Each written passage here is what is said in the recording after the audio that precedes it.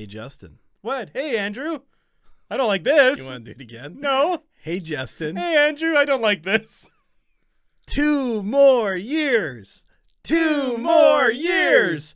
2 more years. At least 2 more years, because the Juice and his 2 assistants have re-signed multi-year deal. That's all we know. Bad boy Brad Flynn coming back.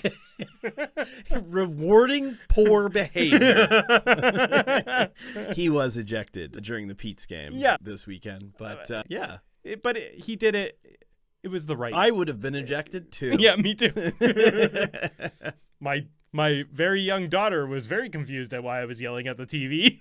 I can imagine. It was a frustrating game. We'll get more to that later. Yeah, when we get there. But yeah. Now 2 years for the team. That's awesome. Yeah, which outside of an NHL offer, it pretty much guarantees 2027 that the Juice and his cohorts will be steering the ship straight into the Memorial Cup. Yes. That's right.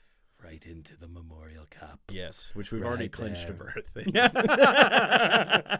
Obviously, as hosts. Hey, Andrew, I wanted to do something now that we've gotten our banter out of the way. Banter eliminated. I just wanted to give a shout out to all of our little community, our AudBall community. Our AudBall community. I love it. We've been receiving a lot of messages and responses to things lately, and we just wanted to say thank you. Appreciate it from everybody. We notice and we appreciate it because it helps shift our perspective from we're still just 2 idiots in a room talking. Correct. But now we have a feeling that someone might actually be listening. Yeah. Yes, because you respond, and we like that. Exactly. So, anyways, thank you to everybody who's rated, subscribed, commented on anything and everything that we put out there. And not just the London fans. And not just the London. The real fans. The AudBalls. The AudBalls. All of you. Oh, and also a special thank you to our friend Phil, who sent us some fan art, which we will be posting probably over the weekend. We officially have our first fan art. Yeah, it's our first fan art. We've made it. Yeah. We've made it. We've made it. Yes. Yeah. Welcome to the Odd Pod, where we're talking Kitchener Rangers hockey with the oddballs themselves, Andrew and Justin. Take it away, fellas. All right, Andrew. Justin. We're heading in to our final 12 games. Oh. Who'd have thought? It's unbelievable. I never... not me. Yeah, no. Thought we'd make it here. I never thought we'd make it here, man. No. Not with me having a baby and you have quite literally your wife having a baby mid-season. While doing this. I thought this will be fun until we both have children. Yeah. No. And then it'll be obvious that we cannot schedule things, but we can. We still are doing it. And we do. And it's great. And it's happening. So let's get into some game recaps before we get to those final 12 games, or at least the 3 games we're going to preview this time, because that's... We had 3 games this weekend. Yeah. So the first game that we played was Friday night, Kingston Frontnacs. We lost 4-2. Yeah, and it was their 10th win in a row at home. Yeah, Kingston kind of a wagon since the trade deadline. Yes.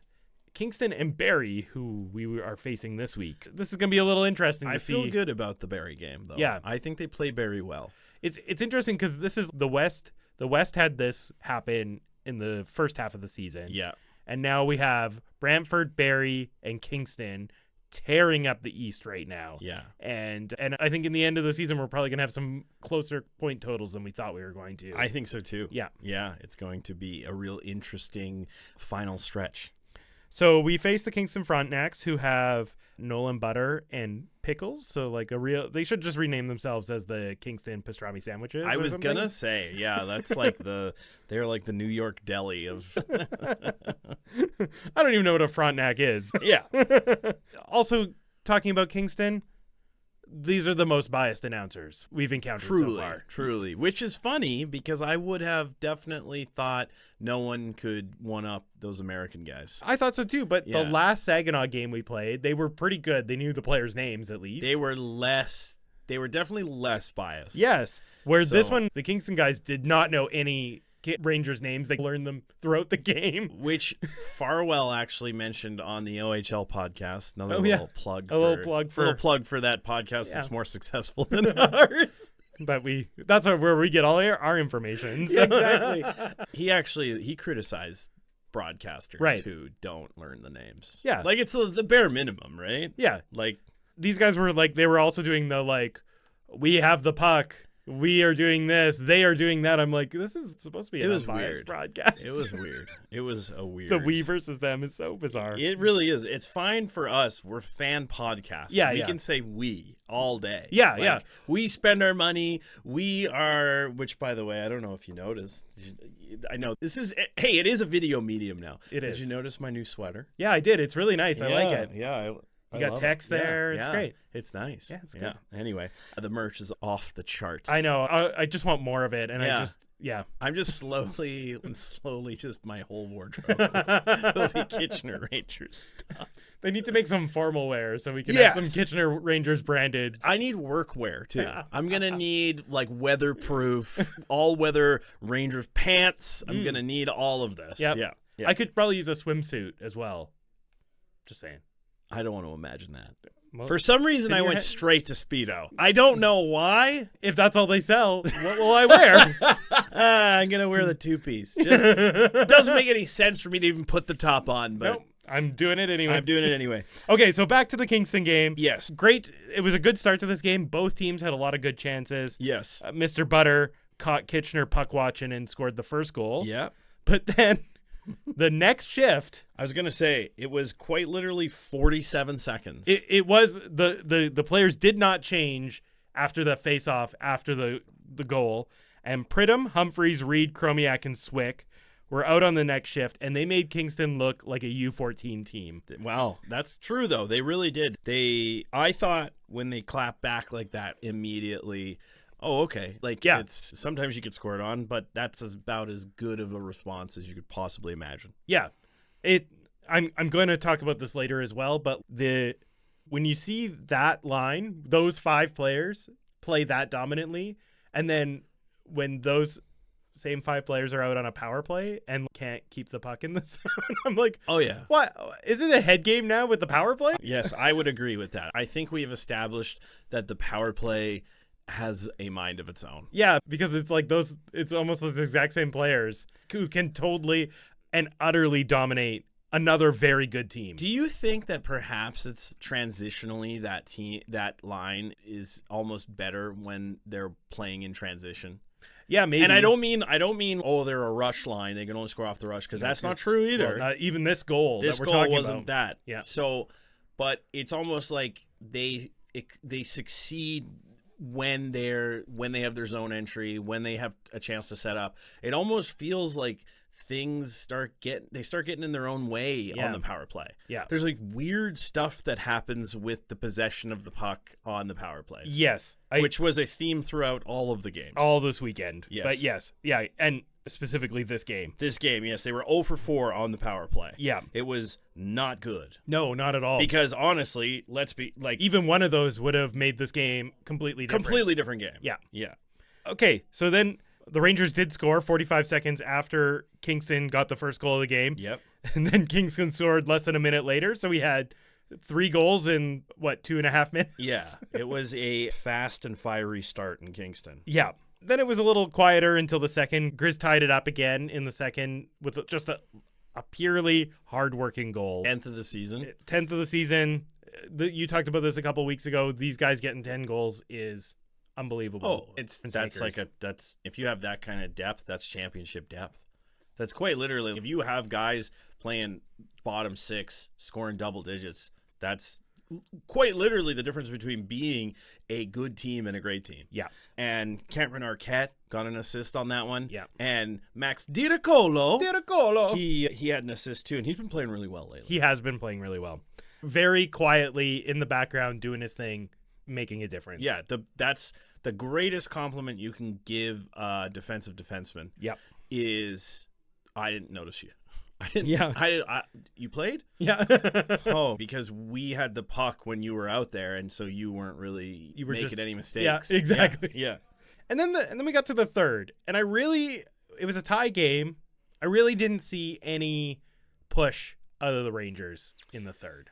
Yeah, remember last week we were talking about the shot output? Mm-hmm. The Rangers had great shot output in the first two periods. Yeah.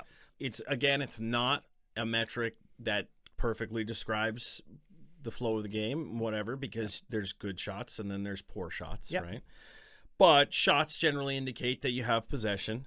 And they only had 6 shots in the third period. I like it. And it was a tie game. It was a tie game. For most of it, Kingston didn't score until 16 minutes into the period. Yeah. So there was no reason for it to be. It wasn't like the Rangers were up and they were sitting back. Nope. It was a tie game. It was a tie game. They should have had some push. And then there was no push, and then they got into penalty trouble at the end of the period. And that's what really sealed the deal for Kingston, is they got a timely power play and they scored. Yeah, and it was like, you look at it and it's a couple of tripping penalties. Like that, honestly, you don't want to say that like all tripping penalties are lazy, because sometimes they're accidental. For sure. I do think this one was accidental, but also you can't have those accidents in a tie game. With the third. 5 minutes left in the third. Yeah, exactly. Like, that's just not, you can't do it. Yeah. So both of these goals late in the third were power play goals. And they won 4-2. Yeah. But and not only that, it's a couple of 30-goal scorers that buried it in the third. Like, of course, they've got the horses to do that. They do. And so they went 2 for 5 on the power play. That's the difference. Are Frontnacs horses? Is that what Frontnacs are? No, aren't front. I don't. You know what? Let's ask the OddPod computer. OddPod computer. OddGPT. OddGPT. What's the other one? DeepSeek? OddSeek. OddSeek. Depod. Depod. That sounds sexual. I don't know. What is a Frontnac? I just burned my tongue. Oh, okay. AI is giving me weird answers here. It can refer to a grape, a fort, a county, a hockey team, and more. Yeah, so there's a Frontenac grape. I don't think that's our answer there. It might be. It could be. Do you mind bumping the mouse there?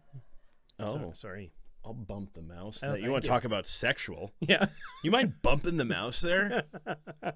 Yes, I do, actually. You should mind. Want to do that. Yeah, so essentially, it was a guy, I think. Either a guy or a grape. And then I guess it's a Fort Frontenac. I guess it's just a word that is tied into the region and anyway in the history. So it's not a horse. Not a horse. So when you said 30-goal horses, it wasn't referring to a Frontenac. No, I thought that would have just been a happy accident. It would have been too good. This was just I just call them horses when they're the same way that some guys call them studs. Because that's what Maybe we shouldn't. Perhaps we shouldn't. Okay, so then we left that Kingston region, and we went to the capital, to the 67s. Oh, yeah. In the get-right game. Okay, but it was a get-right game, but it didn't start as a get-right game. No. It was a bit of a nervous start. Ottawa looked to have control in the first few minutes. It was a flip here, right? The Rangers actually did have the first goal. Yeah. But then 30 seconds later gave up a goal. Yeah. So there was a bit of a weird trend in this three-game series of goals coming in bunches. Yeah. Like grapes, like Frontenac grapes. Yeah. Goals coming in Frontnacs. Anyway, the beginning was a bit shaky. However, then the Rangers just out-talented. Can you out-talent someone? I think they did. I think Parsons had a big part to play in this. What did we call him? The very lovely little bro? Yes. No. The positive little bro? The positive little bro. Yes, the loving little bro. Little bro. Yeah, brotherly love. Our brotherly love of Pinelli and Whitehead were very good. Very good. Like Parsons shut them down a couple times, but a lesser goalie wouldn't have been able to. But he didn't have to do much in the third. He did not. That was what was crazy. Yeah. Was they were chasing. They were already down. A couple goals in the third very early. Yeah. And they only had 2 shots. Yeah. So the Rangers just clamped down. Learned from the last game. Yes, clamped down and said, you know what? We're 5-1, or at the time 3-1. We're just going to clamp down and pot a couple and get out of here with a dub. Yeah. So it was, what was the, oh my God. It was. Are you okay? No. Are you having a stroke? Maybe. It was 2-1 after 1. Is that right? It was 2-1 after 1. And it was 3-1 after 2. Right. And then quite literally a minute into the third period, it was 4-1. 4-1, and they didn't even wake up after that. Yeah. And then we went to Peterborough, and it took us a long time to get to Peterborough. Yes, because we're having weather events. So the game was snow delayed. event. The game was delayed. The guys didn't get to Peterborough until probably right before the game. Yeah, So. I'm guessing they got off the bus and just literally got in their gear. Yeah, probably not the greatest way to start a game. However, the way they started the game yes, was good. it was. Okay, but before we get into that, what's with the corners in Peterborough? What do you mean? They're so boxy and square. Oh, like at the rink. They have a weird rink. Yeah. It is not. I thought you meant corners. Every corner in Peterborough What? is not the square. rink in the corner. Yeah, there's some weird stuff. I mean, it's junior hockey, I think. Is that it? Yeah. There's not a standard rink size in junior hockey? There is. I think it adheres to a standard rink size. I think it's just a weird board configuration. Yeah. Because I think it is the board. It's not the actual ice surface. I don't know. It looks so strange. And also the puck does not roll around the exterior of the boards like it does in a normal rink. That's what I think. The boards are weird. Yeah. Yeah, I think that like the ice surface is the same size because it would have to be. Yeah. But I think the boards are like ancient or something. But they just don't have the same curvature. Yeah. They're like, it's like you just put them in and you didn't do any measuring. Welcome to Peterborough. Yeah. Okay. Yeah. Okay. So yes, they came out firing in the first period. Absolutely firing. Outshot the team 16-9. Had 3 goals in 11 minutes. Yes. The first 2 were inside the first 5 minutes, and the first one came 50 seconds into the game. And it was Carson Campbell, beauty. We highlighted him last episode. Yeah. He got a goal, and it was nice. It was a little putback kind of thing. Yeah. And all these goals were hardworking goals. Vermeulen had that kind of rebound goal on the third goal. Right. And he has 12 on the year. Like, we're talking about depth scoring. This is sure. Unbelievable. Jack Pridham, who literally came out of the BCHL and only played part of the season. He has 19 goals. I know. This is insane, the pace he's on. Yeah. The only sad thing is that he didn't have a full OHL career because his numbers would be stupid. Unbelievable. Yeah. Yeah, for sure. And then, I don't know if I said this at the beginning. We played Peterborough. We lost 5-3. And the Petes are bad. And the Petes are bad. You shouldn't be losing to them. They might have now passed Guelph. But yes, they've been on a little run, but that doesn't excuse this But horrific. And not only that, everything about this game was just bad, except the first period. except the first period, the way it started. Let me tell you about the second period. I'm gonna paint the picture because if you watch the highlights, you can't see it. They didn't show any of this. It's true, which is totally fine.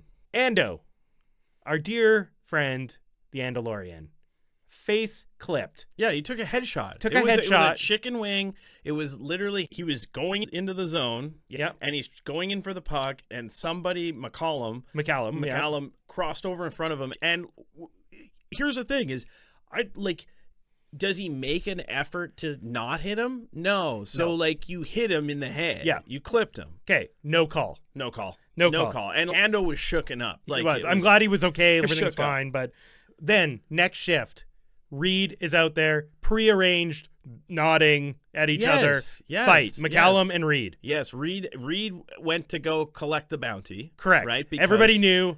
Everybody knew.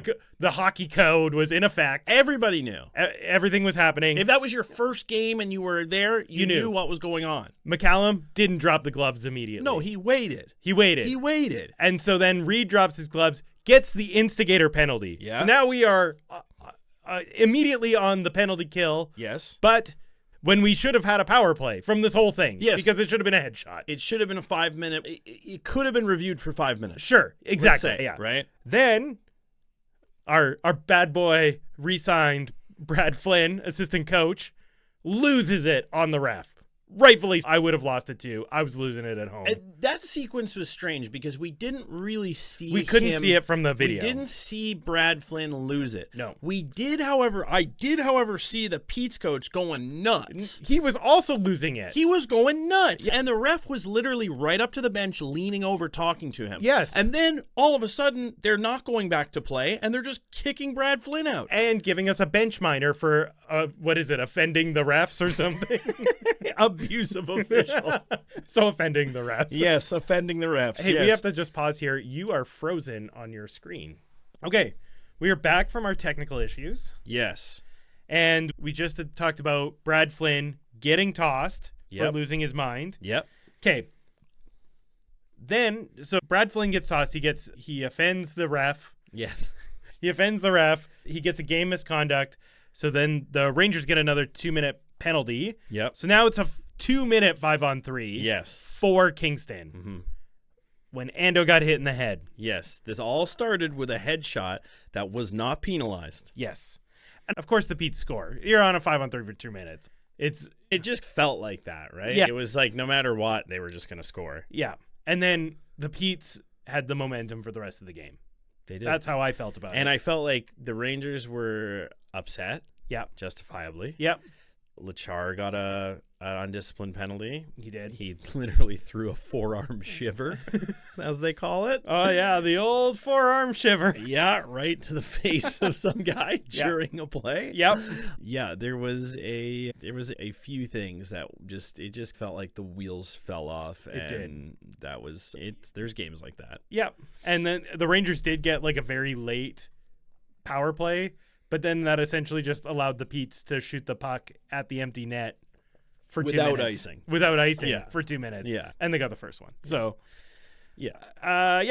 So, that was the Pete's game. That was the Pete's That game. was our weekend. It's a good, the bad, and the ugly weekend, Andrew, because we lost 2 and won 1. Yep. So what's your good? Let's start at the positive.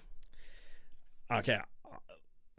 Almost as a joke, I thought I could do the good, the bad, and the ugly. The good as the Ottawa 67s game, the bad as the Kingston game, and the ugly as the Peterborough game. I'll accept it. However, I'll go a little more in depth. I'll say that the good was the fast start and the answering back. Yeah. So I felt like that was the good. It happened in both games, or all 3 games to some degree. And yeah, I felt they're lethal. Obviously, the game where they had the best start, it all fell apart. That was a very isolated instance. But even in the other 2 games, they had decent starts. Yeah. I think good start, strong start, and being able to answer back quickly was the positive. Yeah, very positive. Okay, good. My good was Cameron Reed, just creating lots of opportunities, goal and an assist against Ottawa. Even though I don't like to see him fight ever. I know. He stood up for Ando. I appreciate that. He's probably going to get the C next year. Yeah. It makes sense. It makes sense. But I really don't like seeing him fight. It's him and Elenis. I love the fact that they're both beauties who will scrap, but we need them to play hockey. Yeah. Also, that goal against Ottawa that he scored, I don't know how. He was like standing on the step by himself drinking a lemonade in front of the net. Yeah. Nobody saw him. The goalie didn't know he was there. Nobody. He just got pass, tap in, boom, done. Yep. Absolutely. Easiest goal of his career. Yep. What's your bad? I mean, my bad is the power play. Obviously, they did have a couple power play goals against the Petes. Yep. However, they didn't score on the power play when they actually needed it, right? Yep. And in the other 2 games, the power play was anemic. They only had 1 opportunity against the 67s. Yeah. But that would have been nice, one, to see them draw more penalties. I felt because that game was never really close. The 67s kind of got the benefit of the doubt there. Yep. But mostly, this really reflects that I feel like they lost the game because they went 0-for-4 against the Frontnacs. Yeah, my bad was also the power play for all those same reasons. Yeah. And the thing, like I said earlier, that line is so good when they're not on the power play. Yeah. Why is it not good when we're on the power play? Right. Yeah. Yes. And then what's your ugly? It's pretty obvious what my ugly was, losing to a worse opponent because they got rattled and undisciplined. Yeah. I get it. I get that it was all very unfair. I thought it was total BS. Totally agree. Still can't happen. Still can't happen. Yeah. Need to beat the Petes. My ugly is almost exactly the same. It's bad penalties in the third period. Yeah. We took a lot of bad penalties in the third period That's this fair. weekend. Yeah. Even against Ottawa, we took a bad penalty in the third period, and True. it was like, okay, let's that's a thing that can be easily cleaned up just by a little bit of discipline. Yeah. When you're getting towards the end of a game. Absolutely. So then we good, bad, and ugly, but we got some games coming up. We come home. We come home on Friday. We come home on Friday versus Barrie. We're playing Barrie. And then on Sunday, we are in London. Oh. And then on Tuesday, we're home again against our dear old friends from Highway 7, which we saw a lot of to start the season. And then we haven't seen them in a long time. Haven't seen them since.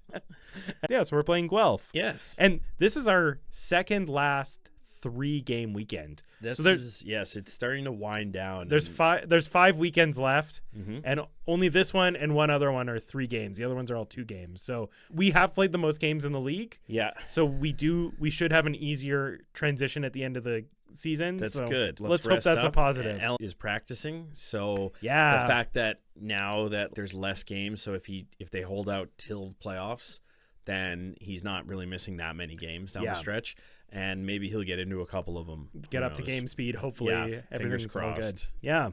So Barrie, they're playing. So we're recording on Wednesday. Barrie plays on Thursday. Thursday or Friday, Barrie is very much looking to clinch their playoff berth. They are so close. Their point percentage wise, they're right there. They're back to back. Yeah, Friday. they play Thursday, Friday. Well, let's hope they win Thursday. Yeah, let's hope they win Thursday. The old Alberta curse. Yeah. So that's what they're looking for. Last time we saw Barrie, we beat them 4-1 very early in the season. Mm-hmm. But they are first in the Central, second in the Eastern Conference. But they're really the Windsor of the East because they're second in the conference, but they're really third based on points. Yeah. Yeah. So that's Barrie. Then we play London. This is our second last meeting with them. Really, this is the time to take them to task. Yep. This is it. This is when we step up. They've had some internal struggles, as we've mentioned over the last couple of weeks. They have, yes. And maybe this is the time where take advantage of maybe a little drama. Yeah, like a little. There might be some weaknesses there. Yeah, so hopefully that we can exploit those. And then Guelph, with us losing to the Petes on the weekend, Guelph might be taking the last spot in the conference in the league. Mm-hmm. Yeah.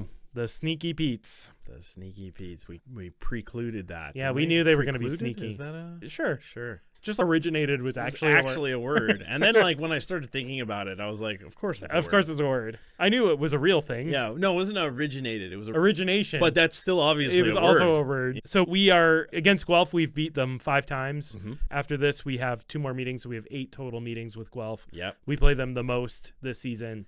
Yes. So hopefully we can keep going with the way that things have been going. Yes. Yeah, that's it. News around the OHL. Ooh. Do you have anything for the news around the OHL? No, I don't. The only thing I have is Zach Hyman single-handedly making the Brantford Bulldogs great again. Yes, he is. His parents must be really rich because not only did he get a team, they became first. They're first in the East. Yeah, they are first in the East, and they should be in the West. So yeah, and they should be in the hopefully West. he brings them to the West. Yeah, yeah, I think it's real estate. Make Brantford West again. I think it's real estate and like a doctor or something. Great. Yeah, so I think it's a double whammy. But yeah, I think his dad is in real estate. But I will say it seems Zach Hyman is like the face now of the franchise. For he sure. was there, obviously, because and then they won 10-1 in front of him. Hey, Dad. yeah, look how good we are. I know. It was cool to see him. It's good for the OHL. It is good for the OHL. Yeah. This is like the thing that F1 did. Like we are not an F1 podcast, but Andrew and I are both F1 fans, and a lot of it became some like public facing people that got Drive to Survive helped, and then some of this other stuff, like some of the media around it, and then which brought in some more famous faces to the sport. So it's if the OHL can just keep riding that, I think Brian Crawford, the new commissioner, is it Brad or Brian? I feel like it's Brad. I can't reach this. Okay, I will look because I this is right in front of me. I thought it was Brian Crawford. Yeah, Brian Crawford. Brian. Yeah, with a Y. That's why it was confusing. That is weird. Brian Crawford feels like he really wants to expand Mhm. how the OHL is perceived Yeah. outside of like its own market. For So sure. I'm hoping that this is like a drive towards that, and the OHL just becomes the biggest thing since the NHL. Fingers crossed. And us by association. It's yeah. obviously Yeah, us. the end of that sentence. Yeah. Take us with you, Brian. Yeah. We become huge because the OHL becomes huge. Yeah, It's- the we're in ground level. AudBall media takes off. Yeah, exactly. Okay, so NHL. I don't want to get into the Four Nations because, of course, we're recording on Wednesday. Tomorrow night is the final. Yes. And so anything we will say is out of date. We'll be celebrating. Yeah, we will be celebrating. But I got good feeling. But Andrew, I got some trivia. Knock on wood. Yeah. But Andrew, I got some trivia for you. Okay. Those of you who don't know, Andrew has like encyclopedic mind of hockey Okay, facts. you're over-promising here Yeah. now. So let's see how it goes. He just remembers things. I, on the other hand, cannot remember what happened I 3 remember weeks ago. useless things. Yeah. I cannot remember important things. That's what I'm hoping this trivia pulls Okay. out of you. Okay. There are 14 former OHLers playing in the Four Nations tournament right now. Which country would you like to take a crack at first, and who from the OHL is playing for them? 14. There are 14 OHLers, former OHLers. I don't think I could do by country. Okay. I could just try and go by guys that pop into my head. All right, let's do it. Okay, Connor McDavid. Yeah. Matthew Tkachuk. Uh-huh. Brady Tkachuk. No. No, where did he play? That's That's actually interesting because I just used him as was he an I think he's an NCAA. NCAA guy? I think so. Okay, so Connor McDavid, Matthew Tkachuk. I just threw out Brady because I just hoped. Yep. Let me think. Let me go through Canada.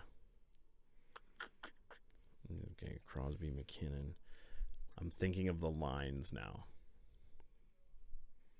Who's playing? Reinhardt? No, because that would have come up. Back on defense. That's where I'm thinking. There's 7 on Canada. Canada. Not surprising. They're half of the OHLers. Yeah. It's got to be those guys that I don't know. It's got to be like the bottom 6 guys that I do not know. Marner, of course. Not a bottom 6 guy, but No, yes. but he is on that team. Yeah. He's been playing not great. He had a goal in the overtime, but Beauty he got too. bumped down. I've got 3. I thought I'd do better than this. Who else could go on this? Is it forwards on Canada? Yes, there are 3 more forwards, 1 defenseman, and Okay. 1 goalie. So there's basically a full line on forwards that I'm not. You've named 2 of them. Oh, I've named 2. You've named 2 of 5 forwards. Wow, 5. Yeah.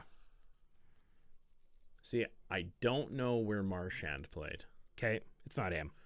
I would assume because he's from Halifax. So now I have to think of Ontario guys on that team. Sorelli. Correct. Okay. Hagel. No. Okay. Now I'm just gonna end up You're naming just the going to whole name team. Team Canada. Yeah. Okay, who's the other forward? I'm not gonna get it. Konechny Okay, I would And- honestly and Sam forgot, Bennett. forgot Konechny was on the team. Yeah. He should be playing more because he's so freaking good, but that's a personal opinion. Yeah. Who's gonna? The problem is it's always gonna be somebody not playing. Yeah. Right. Too many guys. Yeah, too many guys. Okay, and then on defense. Yeah. There's only 1. I'm trying to think now because now I have to think of the pairings. Oh, it's Doughty. It is Doughty. Yeah, it's Drew Doughty. And then there's a goaltender. Oh, it's not Montembeault. And I could not tell you where either of these guys are from. Okay. It is Jordan Binnington. It is, hey? Yeah. Okay, where did he play? Owen Sound. Oh, Whole OHL career. Owen Sound. okay. Okay, U.S. You got Matthew I Tkachuk. got Matthew Tkachuk. There's 2 more, Okay. both forwards. One you're going to remember, one you're not going to remember. Both forwards. Both So there's forwards. 3 forwards. There's 3 forwards total, and that's it for U.S. Okay. And I have to try and think. They were teammates in the O, and they're teammates now. teammates in the O and teammates now. So it's I don't know if they were actually teammates in the O. no, but it's guys. They were similar. They played for the same team in the O. It's guys on the same team now. Correct. That totally threw me for a loop. Okay. What team has more than one player? I want to say like Carolina or something. Who is playing? And they're forwards.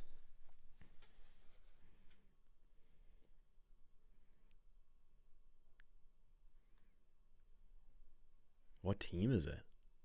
Can you give me a hint? Tell me what division. They play Metro. Metro. So it's either, is it Philly guys? No, Metro.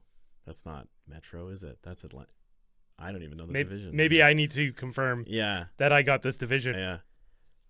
Yeah, I did get the division right. Okay. Okay, Metropolitan Division.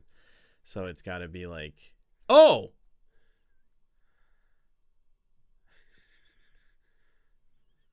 Oh no, I had a moment, but then I realized it couldn't be them. Okay, Matthews played in the Swiss. Jack Hughes did not. It was who's playing there together. If I had the roster, I could tell you exactly who it is. I'm sure you could. This is why This is why you're asking me this. Yeah. Jeez. My near encyclopedia. It's a busted ass encyclopedia. It's hard when you put you on the spot. It is. Wake up. Wake up, phone. That phone is dead. There's no Pittsburgh, guys. There's no... Is it JT Miller? Yeah. Yeah, okay. That's who I thought it was, but then I thought, who else is playing on that team from... I know. This is the guy that you're not... That is hard. Yeah, that's why I ruled out JT. I think he might have been scratched in the Canada game. Oh, okay. Yeah. All right, who is it? Vincent Trocheck. No, he played. Oh, did he play? Yeah, he played. Yeah. Yeah, so they both played for the Plymouth Whalers. Oh, in wild. The yeah. Wild. The now defunct Plymouth Whalers. Yeah. Okay, Finland. 2 players. 2 players. I'll say that for now. Finland. You got any thoughts? Finland that played in the O. Yeah. Finnish players that played in the O. Yeah. Okay, forwards or defensemen or goalies? No forwards. I'll give you that. Oh my goodness. So it means a goalie and a defenseman. That's what that means. Okay, I have absolutely no idea where Kevin Lankinen played. I have absolutely no idea. Not him. So it's not him. No. So Saros? No. Okay, so then it's their third goalie, which I have absolutely could not tell you if he walked in. You do know who he is. The third goalie? You know who he is. I might know who he is, but I don't know who it is. Oh, I see. You know what I'm saying? Like we've talked about him in part of this, so I know that you know who he is. The third goalie, the third Finnish goalie. It's got the best name in the league. Oh, it's 6K, isn't it? I don't know who 6K is. Ukko-Pekka Luukkonen. Yes. That's 6K. That makes sense. Because there's 6 Ks in his name. Yeah, there is. Okay. He played for Sudbury. Get out. That's so weird when these guys play. I guess it's better opportunity. And then on defense. Yeah. Oh, my God. Is it Yoki Haru? It is not. Oh, God. I don't know. Because I can't even tell you the finish. No, I know. And this guy, I couldn't even tell you what team he plays for, other than the fact that I have it written in front of me is Olli Mata. Oh, I know. Okay, yeah. But I didn't know he played in the O. Yeah, he played for London. Oh, interesting. And then Sweden also has 2. Yeah. 1 forward, 1 defenseman. Okay. You are very familiar with both of these players. Yeah. As NHLers. Is it Hedman? It is not. Okay. A defenseman who played in the O. Think of a really good Swedish defenseman. Ekholm? No. I'm trying to think who would play in the OHL. Yeah, because it's that's what makes it impossible. Because they're not from Ontario. It's surprising to me too that he played in the O. Okay, I'm 0 for 2 now on defensemen in Sweden. They do have pretty good defense. They do. Yeah, no, they were a good team. They were. So R.I.P. Fortunately, somebody had to lose. Yeah. Okay, on forward, is it Mika? Nope. Okay. Huh. That's got me stumped because I would. Here's the hint for the forward. Yeah. Also played on the Plymouth Whalers. Oh, that does not help at all. Oh. I don't know. It was more that he's an older. Yeah, I know. older player. Yeah, I figured that. But yeah, no, give him to me. Okay, the forward is Ricard Raquel. I would never have guessed. And then the Barely believe that guy is Swedish. Ricard Raquel sounds very, I don't know, like he's from France or something. maybe. Yeah. Dual citizenship. Yeah. And then the other one is Rasmus Andersson. Oh, Played for the okay. Barrie Colts. Yeah, that's Yeah. right. That is true. I did know that. Yeah. Okay. And now I try and scrub Rasmus Anderson from my mind. you shouldn't. at He'll all just glare times. at you next time he He scores. will next time he scores. Yeah. And now it is time for the final greatest Ranger of all time nomination. The G.R.O.A.T. The G.R.O.A.T. Oh, we both got good ones there. We did. Andrew, you are giving us the final G.R.O.A.T. nomination. Take it away. Born June 1st, 1961 in Western. I'm going to take that again. Born June 1st, 1961 in Weston, Ontario. He began his junior career in 1977 with the North York Rangers and then the Kingston Canadians. He went on to play one full season with the Sioux Greyhounds in 1978, where he scored 89 points in 68 games. 23 games into his second year with the Greyhounds, he was traded to the Kitchener Rangers, where he played 52 games and finished with 102 points. This man belongs on the Mount Rushmore of NHL defensemen. He is a 14-time All-Star, a 3-time Norris Trophy winner, a 3-time Canada Cup gold medalist, a 4-time Stanley Cup champion. He played 21 seasons for Boston, Carolina, Chicago, Philly, Hartford, Detroit, LA, Pittsburgh, and of course, the team that drafted him 6th overall in 1980, the Edmonton Oilers. This man was known for his speed and his all-galaxy ability to score. He is the second highest scoring NHL defenseman of all time with 1,531 points in 1,409 games.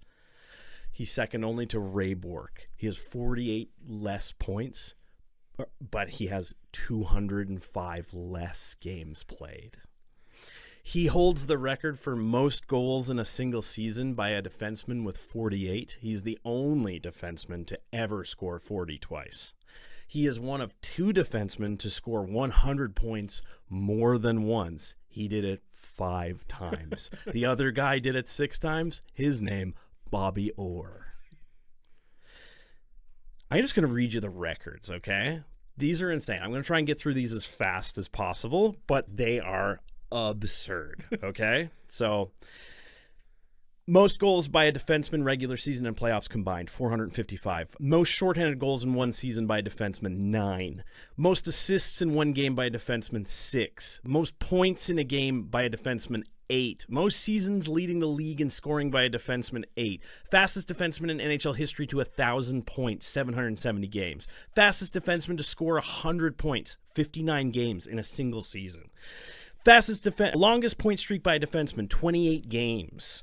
Most 40-goal seasons by a defenseman, 2. Most 50-assist seasons by a defenseman career, 14. Most 60-assist seasons by a defenseman, 11. Most 70-assist seasons by a defenseman, 6. Most 80-point seasons by a defenseman, 8.